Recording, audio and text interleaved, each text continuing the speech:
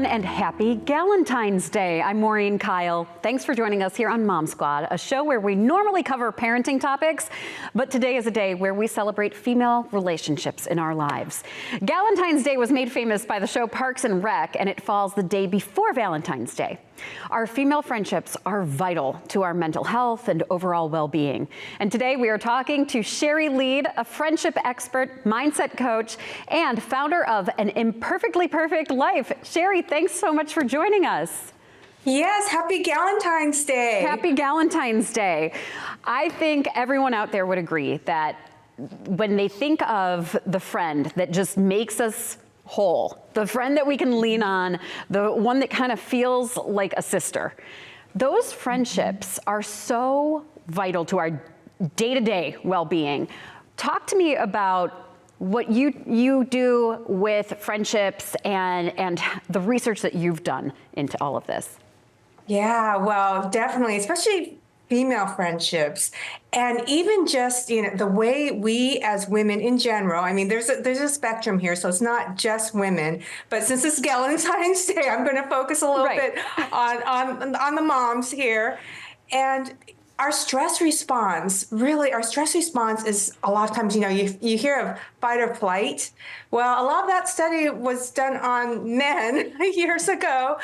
Women, whether it's socializing or we're wired this way, a lot of times under stress, there's this theory called tend and befriend. Tend meaning we take care of our young, we take care of our kids, and we befriend. We look at our sisters, our girlfriends for support and help and protection. So these friendships are vital throughout our lives, especially as moms, as we deal with the daily stress and the life stress that's thrown our way. Yeah, and on a day like today, I mean, I think about, I'm still in touch with some of my college friends, which were that was a totally different phase in my life. But finding the friendships during the parenting years, during the mom years, how is that different than maybe some of our other friendships?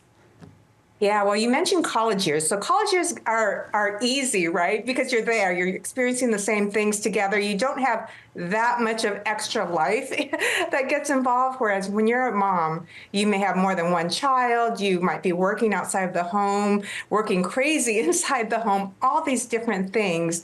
So to carve out time to find friends can be really difficult. And a lot of us end up doing it with, our kids' play groups or kids' school groups. But one thing I really like to emphasize for moms, while they're making these friendships, also look to moms in those groups of different ages, especially maybe if you're a young mom, those moms who have older children, so they may be a little bit older than you.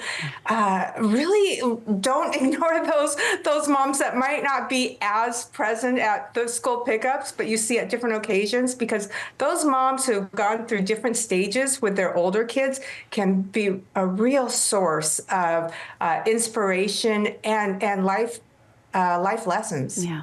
And Shari, I mean, I think anybody out there would also agree.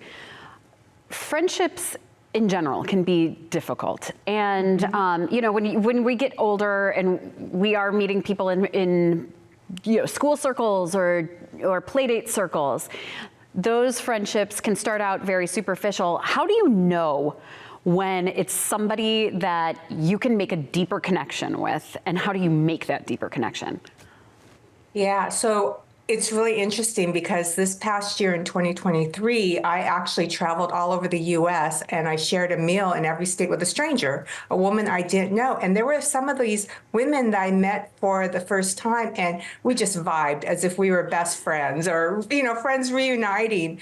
I start to think, what made a difference between some of the women where we had a perfectly great conversation and those women that just felt like, my sister, my girlfriend from the start. And what it came down to really was this ability to share a piece of ourselves, to be a bit vulnerable with one another. So one, you kind of feel this with somebody, there's just this vibe, right? When you meet them that maybe we could be friends, but to deepen that, it's to share a little piece of yourself. And it doesn't, when I say vulnerable, I don't mean throw out all your drama at first, but share something. Maybe, I went to college here. I went to school at this place. I was born here. Or if you're talking about your kids at grade school, bring it back to when you were in grade school, saying, this reminds me of, or we didn't have these electronic devices, whatever it is, but bring in something personal to the conversation. Mm-hmm. Is there a time, I mean, you mentioned that you did that on like a first dinner, but is there a time in a friendship where you can feel like, oh gosh, I can really open up to this person, especially when it comes to in parenting, going, oh my gosh, I'm losing my mind, like, or my kid I'm having trouble with this. Like, is there a pace in the friendship where you feel like, okay, I can do that? Or does it just depend on the person? Well, I think it depends on the person. And a lot of times with friendships, I tell people to trust their gut. To really trust their gut, because a lot of times our guts are smarter than our heads as far as knowing when it's okay to move a little bit more and share more of yourself, but also to know when it's time to hold back. Or, I have to say, even sometimes end friendships. And I know we're talking about Galentine's Day, we're celebrating friendships, Yeah. but friendships, the beauty of friendships are that they come and go throughout our lives. I met a woman who is 93 years old and she's constantly making friends. Yeah. And I think that's part of the secret too, as women, is being able to, as we get older, constantly bring in people, make friends. And it's also okay to lose friends or to change friends, because we're all growing differently, and to allow that to happen with our friendships as well. You know what, I'm glad you brought that up, because that is part of, I know we were talking about Galentine's Day, but I think a big issue, and I think a constant conversation within all of my friend circles, is when people feel bad that they've grown apart from that friend, or they feel like, well, we've been friends since, the babies were babies, now they're 10 and I don't see them anymore. Or, there starts to just have, maybe there's some tension for whatever reason. This is normal, right, Shari?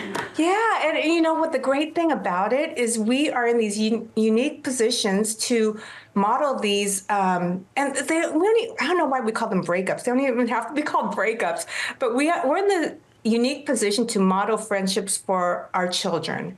And this includes, we really focus on making friends. We set up those play dates and crafts, and we really put a lot of effort a lot of times into these play dates and birthday parties. But we also can model how friendships naturally grow apart, because we grow apart, and it's okay. So we can model that as well, and celebrate those friendships too. Yeah. What advice do you have? I've always wondered this. I've always been looking for the expert, so I'm going to throw this one at you.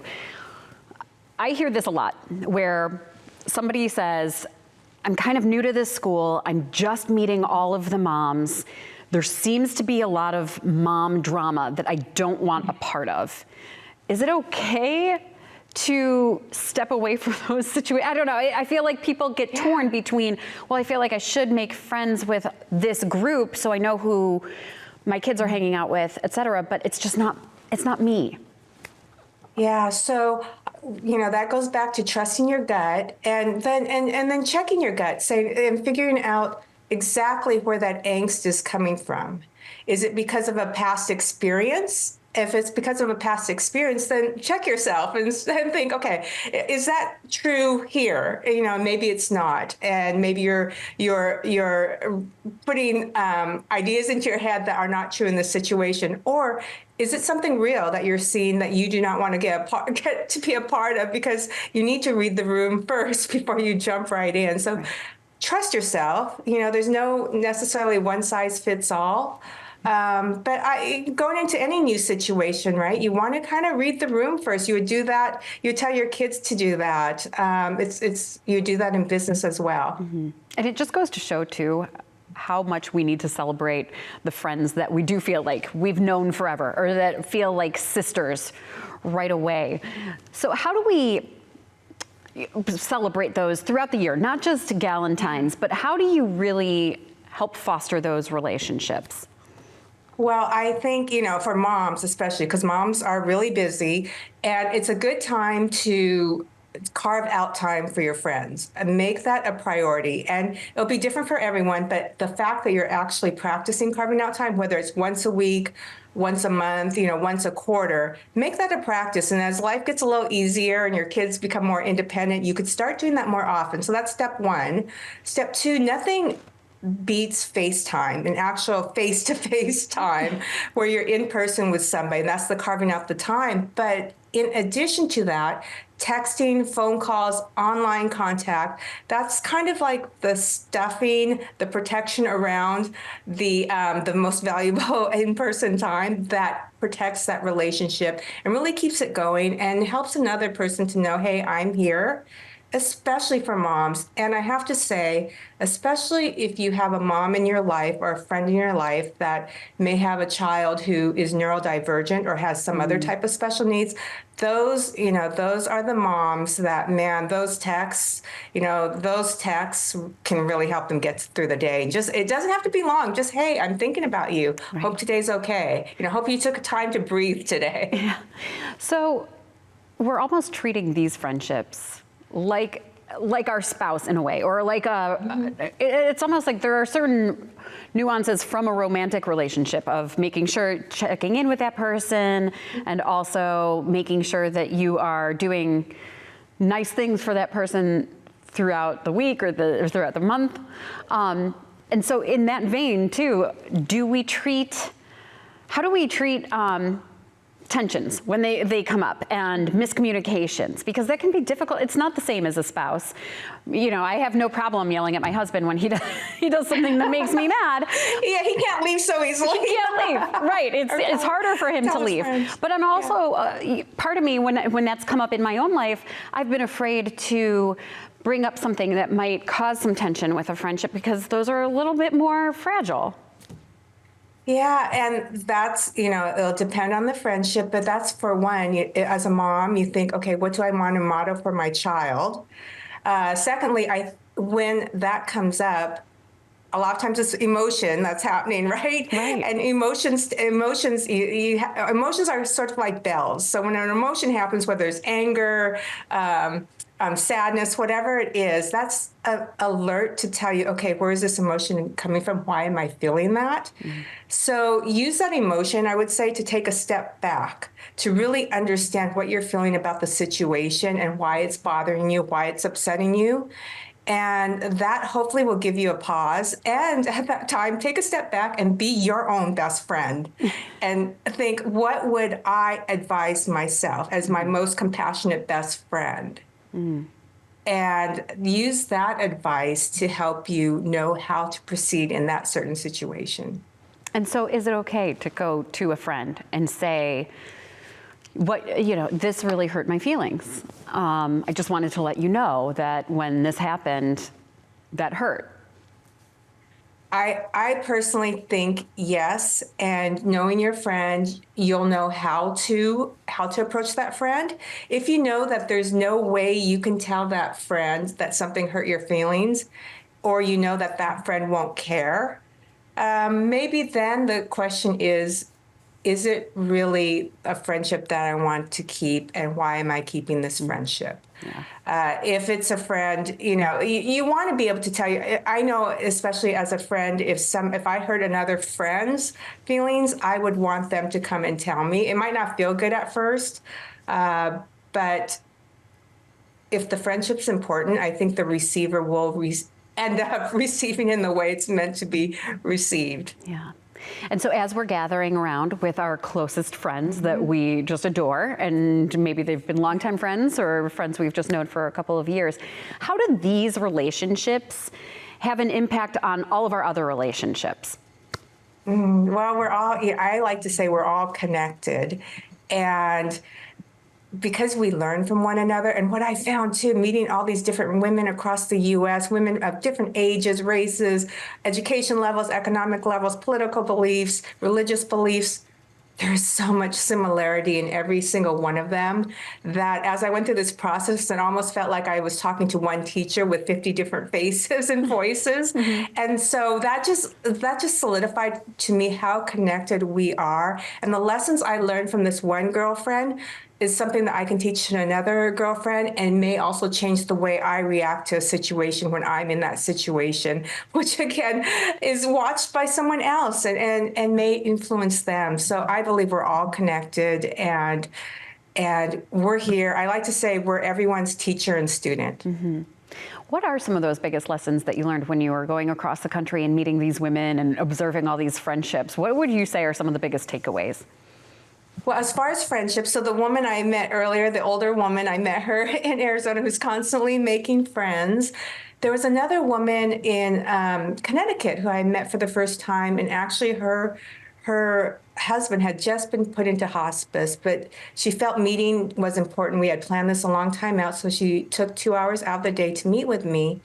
A few months later, I was in another state, and she texted me that morning to let me know that her husband had passed and said that I wanted to let you know because you were here and you are a part of this journey. Oh, wow. And we've continued to stay in touch. Actually, I have with all of these 50 women. And she made me realize, one, that when you meet somebody, you don't know what impact you have and how that relationship, even with those 2 hours, how that's a solidified relationship that we remember that moment and we affected one another. And two, she told me during that period in time, it was like her college friends, her old work friends that sustained her through these Zoom communications, and people even that she hadn't connected with in years that kept her going during this difficult year. So that told me a lot about friendship as well. That's really interesting that she had that initial vulnerability with you right away, and then that made the connection so much deeper. Yeah. Do you think that really goes to show how showing our true selves and opening ourselves up can make the connection deeper? Yeah, and I have to, this is a little bit funny, but I'm sure I'm not the only one who's experienced this on social media, where I will post something fun and lively and get maybe a couple of likes, but then I post something that, I'm struggling with, or a health crisis or something like that, and a lot of people jump in. But I think that's because we're all experiencing the same thing when it comes down to it. We all have loss, we all have pain, we all have personal struggles. And when we share this, people respond, and again, it's not like dumping your drama out there, but being real, being unique, being able to be transparent really helps deepen a friendship, because someone says, hey, I recognize that because that deep experience is something that has also happened to me. Right. What do you think we should keep in mind as we're getting together for, whether it's cocktails or dinner or anything, just whenever you're getting together with your friends for Galentine's Day, what kind of mindset should we have? Any advice for us? Yeah, first, as far as friendships, take off remove all the qualifications of what a friend should be.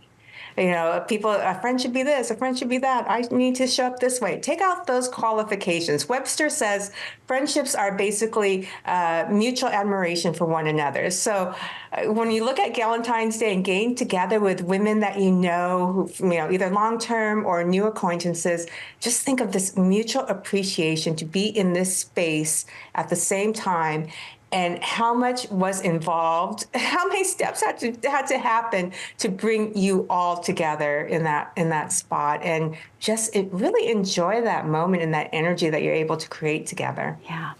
Shari, this has been so wonderful. Such great advice for all of us, and I love your insight and the journey that you took to meet all those women. Thank you. Thank you so much. Happy Galentine's Day. Happy Galentine's Day. Of course, I could not talk Galentine's Day without bringing in my Galentine, Jenny Jordan, the executive producer here. So, Galentine's Day. You said you usually do a Galentine's Day celebration. Yes, we actually had a great tradition, me and a few of my friends, and it actually just started with one day we went to brunch. We planned a brunch, and it was like, when we got there, we were all like, we made it. We're all here. None of our kids are sick. Yeah. No one backed out and had no, I can't go today, Yeah. And it happened to be Galentine's weekend. We didn't even plan it. Yeah. And our brunch turned into all day lunch and shopping, and we ended up having so much fun. And then we were like, we got to do this every year, And so we would plan. Here's where it happened, though, right? It got more extreme. Then yeah, we need to do it every year. So now we're going on an overnight trip. Let's do 2 nights, and now it's unattainable. Right. So now we're going back to square one, to the brunch. Yeah. Such a fun tradition.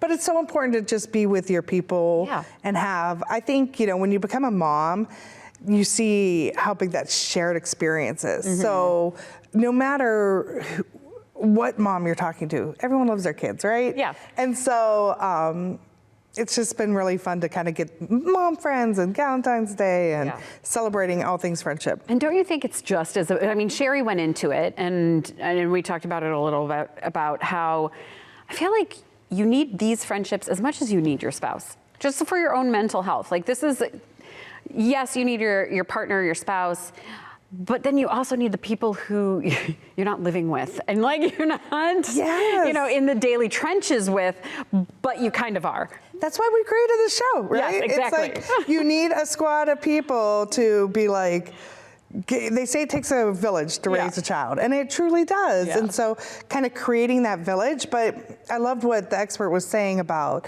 you have to work on these relationships too. It's not just, I'm friends. And I laugh because I remember being in college and thinking to myself, like, all of my parents' friends are just my friends' parents. Yeah. Well, little did I know that they were actually friends and made me and my friends friends. You know what I mean? Like, that's sort of how that worked. But I think it's funny that, like, you don't think about how much you need those relationships and you need time out. When you talk about me time or, downtime and self-care. Filling your own cup. Yes. Yeah.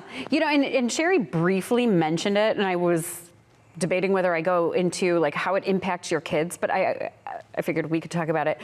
My girls, because I have all girls, they see me make time for my friends, and they see me go, out to lunch or out to brunch, or like I got really into tennis during COVID, and I go play tennis with my friends, and it's like I want to model that behavior for them too. That it's not just when they get into the high school years, it's not just who your boyfriend is or who you're dating or who you're with for that romantic relationship, but the friendships really matter too, and those people are there for you in case the romantic friendships end or something, Yes, yes. So that's where I justify all of these Galentine's trips, or like being on the phone with my friends. And don't you want that for your girls? Yes, I do. You want them to be able to have and foster these relationships that are just so important. And, I think sometimes I think about how I read a story the other day that the family, we don't have a lot of big families anymore. People aren't having 5, 7 kids, right? And so 12, we're kind of 14, and 19 and counting, right? whatever. Some parents. But I mean, and some people do, and it's fantastic. But a lot of times, the typical American family is getting smaller.